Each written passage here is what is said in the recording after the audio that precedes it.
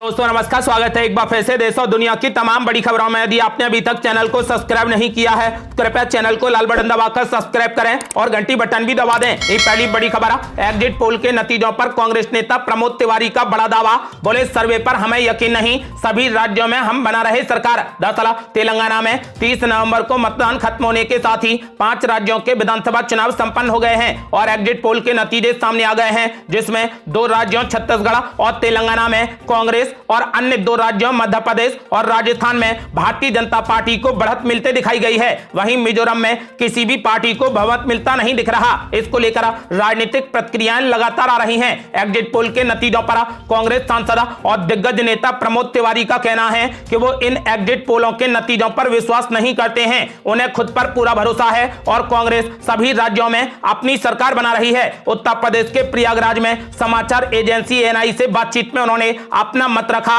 और प्रधानमंत्री नरेंद्र मोदी पर भी निशाना साधा। कांग्रेस नेता ने कहा कि 4 राज्यों छत्तीसगढ़, मध्य प्रदेश, राजस्थान और तेलंगाना में हम अपनी सरकार बनाने जा रहे हैं। और बड़ी खबर, सीएए का जिक्र करते हुए शफीकुर रहमान बर्क ने गृह मंत्री अमित शाह पर बोला जबरदस्त हमला। बोले, ममता बनर्जी को हराना बीजेपी के बस की बात नहीं। दरअसल केंद्रीय गृह मंत्री अमित शाह कोलकाता में बीजेपी के एक बड़ी जनसभा को संबोधित करने के लिए 29 नवंबर को पहुंचे थे। यहां उन्होंने नागरिकता संशोधन अधिनियम यानी सीएए को लागू करने को लेकर ममता बनर्जी को ऐसी चुनौती दी है जिस पर पूरे देश में चर्चा शुरू हो गई है। गृह मंत्री अमित शाह ने कहा कि हर हाल में सीएए लागू होगा और इसे कोई रोक नहीं पाएगा। उन्होंने 2026 के विधानसभा चुनाव में ममता शासन को उखाड़कर भाजपा सरकार बनाने का आह्वान भी किया है। इस पर समाजवादी पार्टी के चर्चित सांसद डॉक्टर शफीकुर रहमान बर्क ने अपनी प्रतिक्रिया दी है। उन्होंने कहा कि ममता बनर्जी को हराना बीजेपी के बस की बात नहीं है। यूपी के संबल से सांसद शफीकुर रहमान बर्क ने मुख्यमंत्री ममता बनर्जी की जमकर तारीफ की। उन्होंने कहा कि ममता बनर्जी को बीजेपी नहीं हरा सकती। मुसलमान ममता बनर्जी के साथ हैं। बंगाल में पहले भी ममता बनर्जी बीजेपी को हरा चुकी है। उन्होंने ऐलान कर दिया है कि ममता बनर्जी को हराना बीजेपी के बस की बात नहीं है। और बड़ी खबर, छत्तीसगढ़ और तेलंगाना में कांग्रेस पार्टी जीत की ओर, राजस्थान और मध्य प्रदेश में कांटे की टक्कर, मिजोरम में भी बढ़ेगा कद। दरअसल तेलंगाना में गुरुवार को वोटिंग संपन्न होने के बाद से एग्जिट पोल का दौर शुरू हो गया है। तमाम एग्जिट पोल जारी किए गए हैं और जीत हार के दावेदारों के बारे में बताया गया है। अधिकतर एग्जिट पोल में जहां राजस्थान और मध्य प्रदेश में कड़ी टक्कर के बीच बीजेपी को बढ़त की बात कही गई है, तो वहीं कांग्रेस को तेलंगाना और छत्तीसगढ़ में जीत का दावेदार बताया गया है। सभी एग्जिट पोल को मिलाकर देखें तो कांग्रेस तेलंगाना और छत्तीसगढ़ में ओवरऑल आगे नजर आ रही है। इन दोनों जगह में वो आसानी से सरकार बना सकती है। वहीं राजस्थान और मध्य प्रदेश में मुकाबला बेहद कड़ा है, लेकिन बीजेपी को थोड़ी बढ़त दिखाई गई है और यहां पर बीजेपी आगे निकल सकती है। मिजोरम में त्रिशंकु विधानसभा के आसार जताए गए हैं। आपको बता दें कि कुल मिलाकर छत्तीसगढ़ और तेलंगाना में कांग्रेस पार्टी जीतेगी। राजस्थान और मध्य प्रदेश में कांटे की टक्कर है, जबकि मिजोरम में भी कांग्रेस पार्टी का कद बढ़ा है। और ये बड़ी खबर, बीजेपी और कांग्रेस की हाई हो गई टेंशन। एग्जिट पोल के बाद एक्टिव हो गए आम आदमी पार्टी, सपा और बसपा और निर्दलीय प्रत्याशी। दरअसल मध्य प्रदेश विधानसभा चुनाव के एग्जिट पोल सामने आने के बाद आम आदमी पार्टी, समाजवादी पार्टी और बहुजन समाज पार्टी तथा निर्दलीय उम्मीदवार सक्रिय हो गए हैं। उनका दावा है कि उनके समर्थन के बिना मध्य प्रदेश में किसी की भी सरकार बनना मुश्किल है। एग्जिट पोल ने इन दावों को मजबूती भी दे दी है। एबीपी न्यूज और सी वोटर के एग्जिट पोल के बाद मध्य प्रदेश में कांग्रेस को बढ़त दिख रही है। एग्जिट पोल के मुताबिक भारतीय जनता पार्टी को 88 से 112 सीटें मिल सकती हैं, जबकि कांग्रेस को 113 में से 137 मिल सकती हैं। इसी तरह अन्य को 2 से 8 सीटें मिलने की संभावना है। कांग्रेस ने अगर अच्छा प्रदर्शन किया तो पूर्ण बहुमत भी मिल सकता है। दूसरी तस्वीर में अगर भारतीय जनता पार्टी का उच्चतम आंकड़ा देखें तो 112 सीट का है, यानी बीजेपी भी बहुमत के काफी आसपास दिखाई दे रही है। चुनावी परिणाम में अगर बीजेपी और कांग्रेस के बीच में कांटे की टक्कर सामने आती है तो ऐसी स्थिति में आम आदमी party, Bahujan Samaj party, Samajwadi party और निर्दलीय प्रत्याशी जीतने के बाद सरकार बनाने में अहम किरदार निभा सकते हैं। इसीलिए ये सभी एक्टिव हो गए हैं। और ये बड़ी खबर, राजस्थान में भी निर्दलीय बनाएंगे सरकार। अशोक गहलोत के मंत्री प्रताप सिंह खचरियावास ने कर दिया बड़ा दावा। बोले, हिंदू खतरे में नहीं बल्कि बीजेपी खतरे में है। दरअसल राजस्थान के एग्जिट पोल में बीजेपी को बढ़त मिलती दिख रही है। एबीपी सी वोटर के एग्जिट पोल में कांग्रेस को 71 से 91 सीटें मिलती दिख रही हैं, तो वहीं बीजेपी के खाते में 94 से 114 सीटें जा सकती हैं। इसके अलावा अन्य को भी 9 से लेकर 19 सीटें मिलने का अनुमान है। सतीश पुनिया का कहना है कि बीजेपी बहुमत की सरकार बनाएगी। पिछले 5 साल में कांग्रेस के शासन में अराजकता थी, कानून व्यवस्था खराब थी, किसान जमीनों की नीलामी से त्रस्त थे, युवा पेपर लीक से त्रस्त थे, भ्रष्टाचार के कारण लोगों के मन में एक आक्रोश था। राजस्थान में राजनीतिक अस्थिरता के कारण जनता को बहुत ज्यादा भुगतना पड़ा। इसी अराजकता के खिलाफ राजस्थान की जनता ने कांग्रेस को हराने के लिए और बीजेपी को जिताने के लिए बटन दबाया है। तो वहीं राजस्थान की अशोक गहलोत सरकार में मंत्री प्रताप सिंह खाचरियावास ने कहा कि एग्जिट पोल आने के बाद कांग्रेस की मायूसी खत्म हो गई है। यहां पर हिंदू खतरे में नहीं बल्कि बीजेपी खतरे में है। उन्होंने कहा कि अगर दोनों पार्टी 90 से 100 के बीच में रहती हैं तो फिर निर्दलीय ही सरकार बनाएंगे। अगली बड़ी खबर है, एग्जिट पोल सामने आने के बाद तेलंगाना में कांग्रेस पार्टी के 8 धुरंधरों ने ठोक दिया मुख्यमंत्री बनने के लिए दावा। दरअसल तेलंगाना में गुरुवार को वोटिंग खत्म होने के बाद आए एग्जिट पोल कांग्रेस पार्टी के लिए बड़ी अच्छी खबर लेकर आए हैं। अधिकतर एग्जिट पोल में कांग्रेस तेलंगाना और छत्तीसगढ़ में बहुमत का आंकड़ा पार करती दिख रही है। इसके अलावा राजस्थान और मध्य प्रदेश में भी बीजेपी के साथ उसकी कड़ी टक्कर है। असली तस्वीरें तो अब 3 दिसंबर को ही साफ होंगी। अगर एग्जिट पोल सही साबित होते हैं तो कांग्रेस पार्टी पहली बार तेलंगाना में सत्ता में पहुंचेगी। ऐसे में एग्जिट पोल में जीत के दावे के बाद से ही प्रदेश में मुख्यमंत्री फेस की रेस में कई नाम शामिल हो गए हैं। हर दावेदार अपने दावे को मजबूत बनाने में जुट गया है। आपको बता दें कि फिलहाल तेलंगाना प्रदेश कांग्रेस कमेटी के अध्यक्ष ए रेवंत रेड्डी से जब राज्य में सत्ता में आने पर मुख्यमंत्री पद के उम्मीदवार के बारे में पूछा गया तो उन्होंने कहा कि मेरे लिए बताना मुश्किल है। कांग्रेस के 8 नेता ऐसे हैं जो मुख्यमंत्री की दौड़ में हैं। पार्टी आलाकमान यह तय करेगा कि कौन मुख्यमंत्री बनेगा। उन्होंने कहा कि पार्टी जिसे भी तय करेगी वही मुख्यमंत्री बनेगा।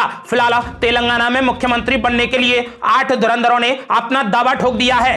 अगली बड़ी खबर है, एग्जिट पोल के बाद राजनीतिक हलचल हो गई तेज। बीजेपी ने बुला ली हाई लेवल मीटिंग, कई मुद्दों पर होगी चर्चा। दरअसल 5 राज्यों के विधानसभा चुनाव हो चुके हैं। मतदान संपन्न होने के साथ साथ एग्जिट पोल के नतीजे भी सामने आ गए हैं। इसके बाद राजनीतिक दलों में अब हलचल तेज हो गई है। बीजेपी के राष्ट्रीय अध्यक्ष जेपी नड्डा की अध्यक्षता में पार्टी के शीर्ष नेताओं की आज अहम बैठक होने जा रही है। आपको बता दें कि पार्टी मुख्यालय में यह बड़ी बैठक बुलाई गई है। अधिकतर आंकड़ों में मध्य प्रदेश और राजस्थान में बीजेपी सरकार बनने का अनुमान लगाया गया है, जबकि छत्तीसगढ़ और तेलंगाना में कांग्रेस वापसी कर सकती है। तेलंगाना में बीआरएस को पीछे छोड़कर कांग्रेस 1 नंबर की पार्टी बनती दिखाई दे रही है। एग्जिट पोल के बाद बीजेपी ने रणनीतिक बैठक शुरू कर दी है। पार्टी के राष्ट्रीय महासचिवों की बैठक राष्ट्रीय अध्यक्ष जेपी नड्डा की अध्यक्षता में होगी। आपको बता दें कि इसमें 5 राज्यों के विधानसभा चुनाव के संभावित परिणामों और पार्टी की आगामी गतिविधि रणनीति पर चर्चा की जाएगी। सूत्रों ने बताया कि मध्य प्रदेश और राजस्थान के अलावा भी बीजेपी बाकी राज्यों में सरकार बनाने की कवायद पर मंथन कर सकती है।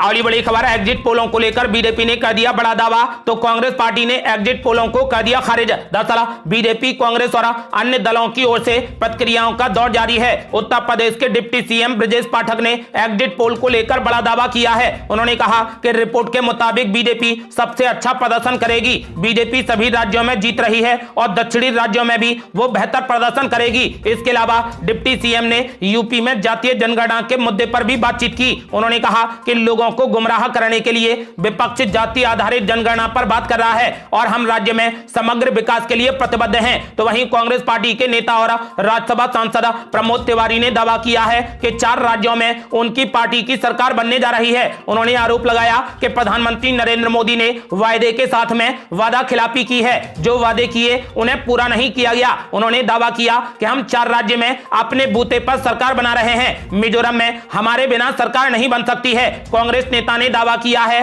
कि सर्वे पर हम भरोसा नहीं करते हैं। उन्होंने ऐलान कर दिया है कि 4 राज्यों में कांग्रेस पार्टी ही अपनी सरकार बनाएगी। अगली बड़ी खबर है, एग्जिट पोलों पर बीजेपी के फायर ब्रांड नेता नरोत्तम मिश्रा ने कर दिया बड़ा दावा। बोले मध्य प्रदेश में बीजेपी जीतेगी 165 सीटें। दरअसल सत्तारूढ़ बीजेपी की बात करें तो उसे एबीपी सी वोटर के एग्जिट पोल में 88 से 112 सीटें मिलती दिख रही हैं। यानी मध्य प्रदेश में बीजेपी बहुमत के आंकड़े से दूर छिटकती दिख रही है। हालांकि बीजेपी के फायर ब्रांड नेता और मध्य प्रदेश के गृह मंत्री नरोत्तम मिश्रा इन आंकड़ों से इतर राज्य में बीजेपी को बंपर बहुमत मिलने का दावा कर रहे हैं। एग्जिट पोल पर रिएक्शन मांगने पर नरोत्तम मिश्रा ने कहा कि भारतीय जनता पार्टी फिर से मध्य प्रदेश में अपनी सरकार बनाने वाली है। इसी के साथ नरोत्तम मिश्रा ने यह भी दावा किया है कि बीजेपी इस बार मध्य प्रदेश में 165 सीटें जीतेगी। मध्य प्रदेश के गृह मंत्री नरोत्तम मिश्रा का कहना है कि मुख्यमंत्री शिवराज सिंह चौहान का काम सीधे राज्य की जनता तक गया है। एग्जिट पोल के रिएक्शन इलेक्शन को लेकर अपनी सरकार की तारीफ करने के अलावा नरोत्तम मिश्रा ने कांग्रेस पार्टी और उनके गद्दावर नेताओं पर भी जमकर हमला बोला। उन्होंने कांग्रेस पार्टी के दिग्गज नेता और पूर्व मुख्यमंत्री कमलनाथ पर झूठ की सरकार चलाने का आरोप लगाया। मिश्रा ने दिग्विजय सिंह पर भी तंज कसते हुए कहा कि वो जहां जहां जाते हैं वहां कांग्रेस पार्टी चुनाव हार जाती है। अगली बड़ी खबर, यदि राजस्थान में बीजेपी चुनाव जीती तो पीएम मोदी, अमित शाह और जेपी नड्डा के लिए शुरू हो जाएगा सबसे बड़ा इम्तिहान। दरअसल राजस्थान में एग्जिट पोल के मुताबिक भारतीय जनता पार्टी को 94 से 114 सीटें मिल सकती हैं। राज्य में बहुमत के लिए 100 सीटों की जरूरत है। 5 राज्यों के चुनाव में राजस्थान एकमात्र राज्य है जहां बीजेपी की सरकार बनती दिख रही है। हालांकि यहां पर मुख्यमंत्री का चयन पार्टी हाईकमान के लिए आसान नहीं है। राजस्थान में बीजेपी की तरफ से मुख्यमंत्री पद के लिए कम से कम 5 बड़े दावेदार हैं।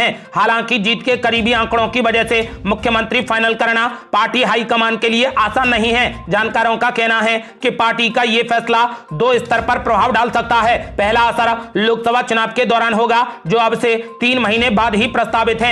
मुख्यमंत्री चयन का प्रभाव 5 साल सरकार चलाने पर भी पड़ने वाला है। आपको बता दें कि भाजपा की राष्ट्रीय उपाध्यक्ष वसुंधरा राजे 2 बार राज्य की मुख्यमंत्री रही हैं। पूरे चुनाव में एकमात्र प्रदेश की ऐसी नेता हैं जिन्होंने अपनी सीट से बाहर भी जाकर बीजेपी उम्मीदवारों के लिए प्रचार किया है। वसुंधरा राजे के राज्य में एक बड़ा रोड़ा आरएसएस के नेताओं की नाराजगी को भी माना जा रहा है। 2003 में जब वसुंधरा राजे पहली बार मुख्यमंत्री बनी थी, तब से ही आरएसएस के नेताओं के साथ उनके विवाद शुरू हो गए थे। आपको बता दें कि ऐसा माना जा रहा है कि बीजेपी उन्हें मुख्यमंत्री नहीं बनाएगी, लेकिन यह बीजेपी कुछ भी कर सकती है। आपको बता दें कि फिलहाल राजस्थान में यदि बीजेपी चुनाव जीती तो उसे मुख्यमंत्री चुनना आसान नहीं होगा, क्योंकि राजस्थान में बीजेपी के पास में लगभग मुख्यमंत्री पद के लिए 5 बड़े दावेदार हैं। अगली बड़ी खबर, नतीजों से पहले बीजेपी और कांग्रेस में मचा बवाला। छत्तीसगढ़ में ईवीएम मशीन और मतपत्र पेटियों में गड़बड़ी को लेकर बीजेपी ने दे दिया धरना। दरअसल छत्तीसगढ़ में नतीजों से पहले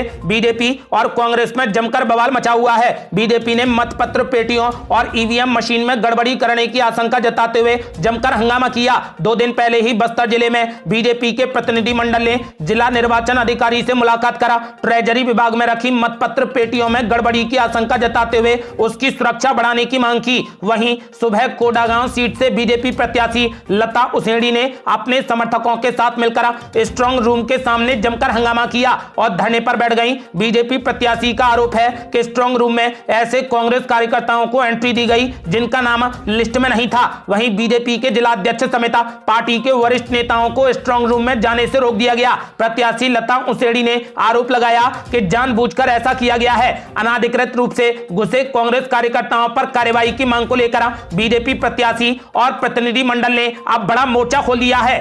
अगली बड़ी खबर, यूएई में पीएम मोदी का हुआ जोरदार स्वागत। मोदी मोदी और अब की बार मोदी सरकार के जमकर लगे नारे। दरअसल प्रधानमंत्री नरेंद्र मोदी जलवायु पर संयुक्त राष्ट्र सम्मेलन के दौरान विश्व जलवायु कार्यवाही शिखर सम्मेलन में हिस्सा लेने के लिए गुरुवार रात दुबई, संयुक्त अरब अमीरात पहुंचे। दुबई में भारतीय प्रवासियों ने पीएम मोदी का गर्मजोशी से स्वागत किया। इस दौरान लोगों ने मोदी मोदी और अब की बार मोदी सरकार के जमकर नारे लगाए। समाचार एजेंसी एएनआई ने सोशल मीडिया प्लेटफॉर्म एक्स पर एक वीडियो भी शेयर किया है, जिसमें प्रवासी लोगों को मोदी मोदी, अब की बार मोदी सरकार और वंदे मातरम जैसे नारे लगाते हुए सुना जा सकता है। इसके अलावा एक अन्य वीडियो में पीएम मोदी को इन लोगों से हाथ मिलाते और बातचीत करते भी देखा जा सकता है। ये थी अब तक की बेहद बड़ी खबरें। रोजाना की ताजा खबरों को जानने और हमसे जुड़ने के लिए चैनल को लाल बटन दबाकर सब्सक्राइब करें और घंटी बटन भी दबा दें। जल्दी मिलते हैं बड़ी अपडेट के साथ, तब तक के लिए जय हिंद, जय भारत।